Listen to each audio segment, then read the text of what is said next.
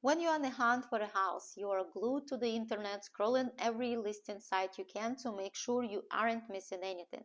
The internet has certainly made it easier than it used to be to make sure you weren't missing out on the house of your dreams.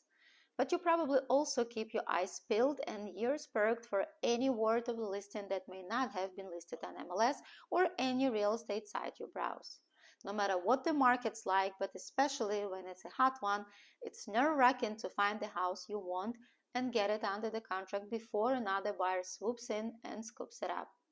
So if you catch a whiff of a house that may be flying under other buyers' radar, or just want to get a jump on the competition, you might be tempted to throw caution to the wind and do something rash, like call the owner or listing agent instead of having your buyer's agent reach out first.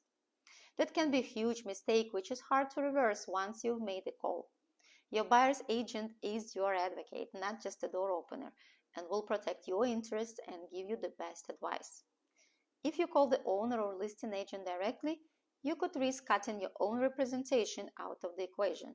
And once you do, an agent you know, trust, and have been working with may not be legally allowed to give you even the tiniest bit of advice. Not to suggest that the listing agent or owner will be out to get you or screw you over, but there is nobody that will have your back as much as your own dedicated buyer's agent. So let's look at 3 scenarios when you should keep calm and call on your agent to make the first call, rather than make the mistake of calling on your own. When you see the FSBO sign. Some buyers think if the homeowner is selling on their own, they won't work with a buyer who has an agent. While many don't want to, some are fine with it, and many will agree to it after some conversation and negotiation with the buyer's agent. As appealing as it may seem to try and get the deal on the house by buying directly from an owner, most of them are trying to do the opposite and get more than what's reasonable for their house and not pay the commission.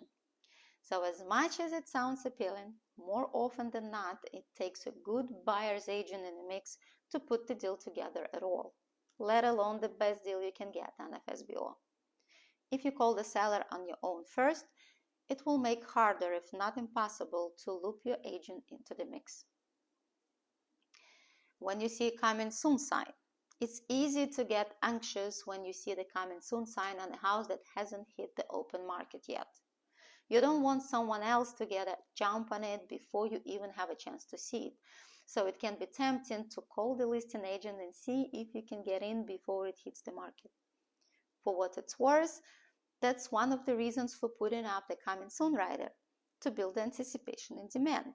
In most cases, the listing agent shouldn't agree to get you in before it officially hits the market. So calling them won't do much more than show them how motivated you are, which can hurt you when and if you do make an offer on it. If you do call, they should ask you if you are represented by another agent, and you should tell them that you are. They shouldn't insinuate that you'll get a better deal or only have a shot at seeing or getting the house if you work with the listing agent. However, it's been known to happen, and it's not a good sign that the agent would look out for your best interests. You are better off calling your buyer's agent, who will look out for your interests. Be sure to ask him or her to get the scoop on when the listing will be available to be shown, and any other insight you may want about the house. When you see the exclusive listing sign, these are similar to FSBOs in that many buyers presume the listing agent will not allow a buyer's agent to be involved in the purchase.